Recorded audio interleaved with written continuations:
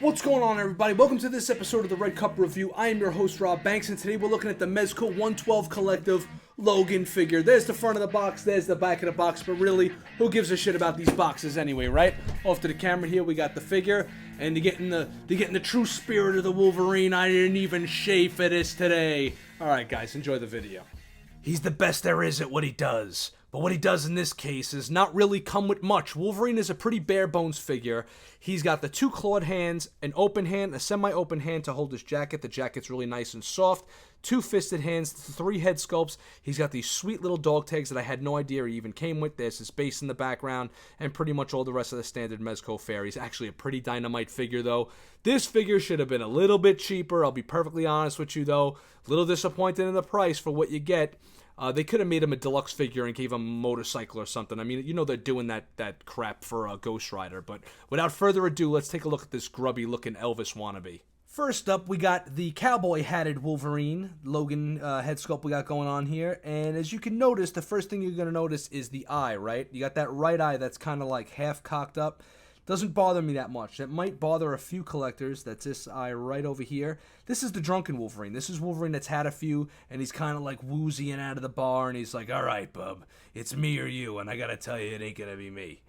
But the detail on the hat is quite outrageous. You got the steer head right in the middle there with all the little, the relief there with all the little, ornamentation, so to speak. And it actually has different, look at the paint on that.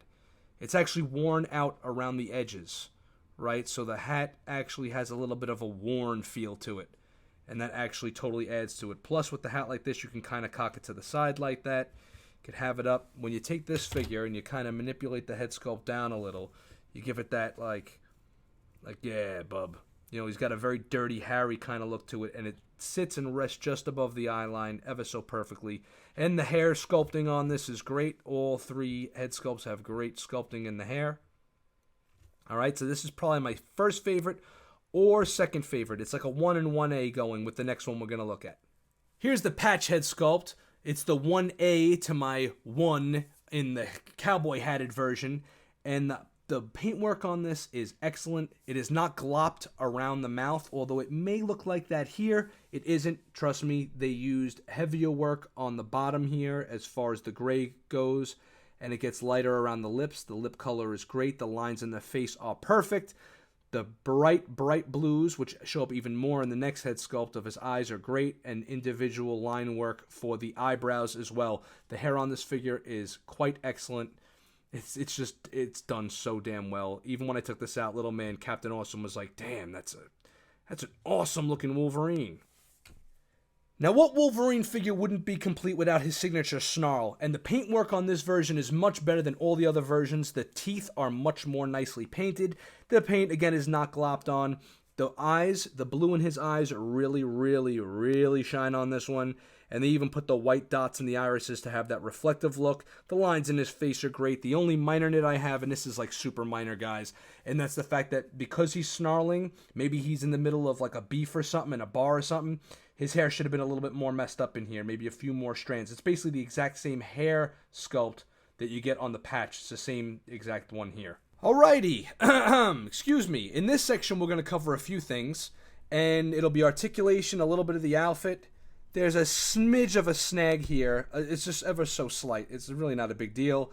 This is like made of almost real undershirt material, and this is jean material, man. I don't know what they're doing, but Wolverine, this toy has nicer jeans than I even do. He's just missing the front pockets here, and these back pockets actually work. Like, you actually slip something back there if you want. I don't know. If you got a little miniature wallet you want to put back there or something. Wolverine doesn't pay for things, bub. He's got the same ornamentation on here, or ornamentation, is that even a word, on his belt buckle that he has on his hat, so he matches, right? And it's nice, it slips in there. These are all plastic loops. These aren't part of the loops of the belt, so the belt's probably like kind of glued on there somehow, or it's, yep, there it is. There's the stitch right there. Okay, so he's got the double knees. What's cool about this, I love it when Mezco makes these type of figures as opposed to that pleathery stuff, is that you can put them in any type of a crouching pose you want and then put them right back, and the pants snap right back to normal. The boots are very nice looking. There could have been a little bit of weathering on the boots, maybe some dirt or something, like he's been walking through the mud or something like that. That would have made for a little bit more interesting. They do go up about this high. And if you pull his pant leg all the way up, which, I mean, who would? But it goes up. It's a whole boot. The whole boot is sculpted under there. So it's cool, I guess, just to know that it's there. His hairy arms, obviously the double joints there, right, is nice. They did a nice job putting the hair on it. They could have been a little bit more heavy with the hair, I thought. It's good, not great. They went crazy overboard for his back. It could have been darker. It looks like it's a lighter pen color here, or paint color on the back, than it is on the arms. I wish it would have matched a little bit more, but it's not a deal breaker.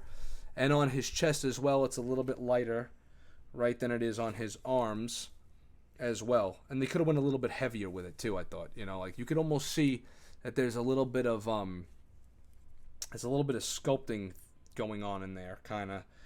And they could have went a little bit heavier with the brush work.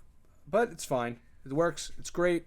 Here's a little quick little cool little something. He comes with these nice little dog tags, right? The dog tags slip right over his neck. You pop the head off, you put the dog tags on.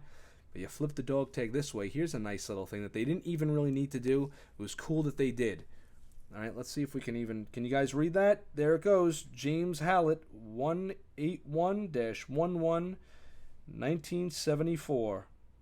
Right? Isn't that like... That might have been when he debuted. I'm not sure. 11-1974. Maybe that was when he went in. Type A. Right? There's his dog tags. Right? His rocker ankles. I talked about them being great, right? Here we go. This is greatness. Look at that. It goes all the way out. Comes all the way forward. Doesn't go back that far. And it comes in well enough. See how they're cocked inward? So you can put them flat.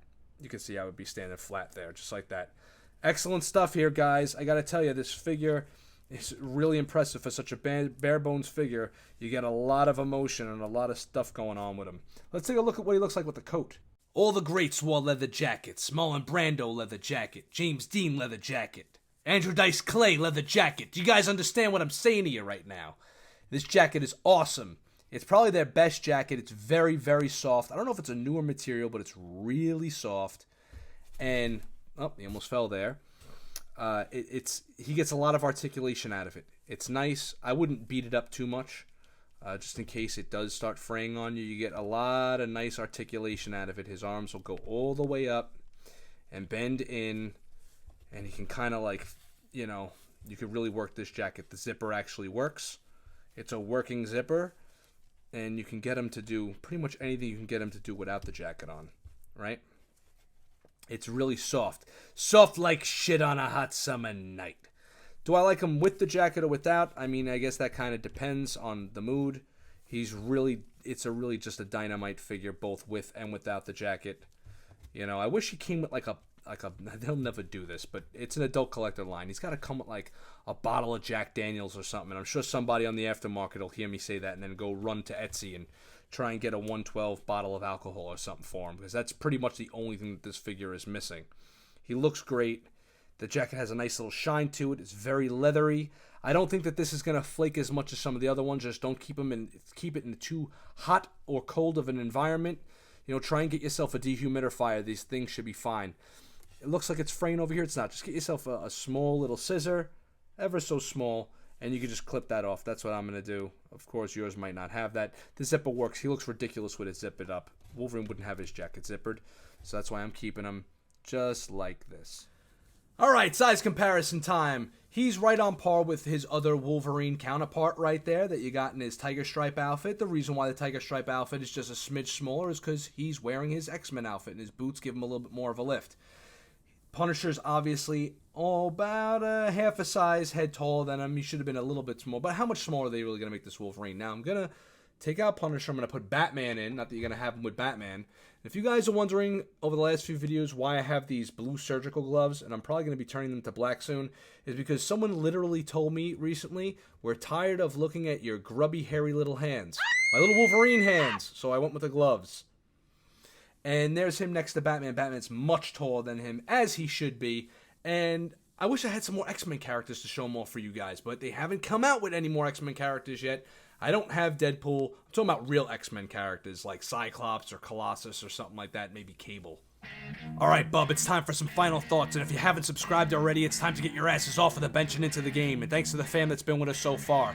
Check it out, this Wolverine figure is borderline perfect, he displays extremely well. I'm probably going to have 2 Wolverines in my collection now at this point, except we're only going to give him 4.25 cups. Why? Because he needs a little bit of more dirt and grime on him. That's kind of what I like. I like my figures to have a little bit more weathering on them instead of the same old snarling head sculpt. He could have came with like a totally ferruled out, fanged out Wolverine head sculpt just to give us a little bit of variation. And Mezco, if you're listening, this is an adult collector line. A bottle of Jack Daniels and a fucking cigar would have went a long way. Sincerely, every collector ever.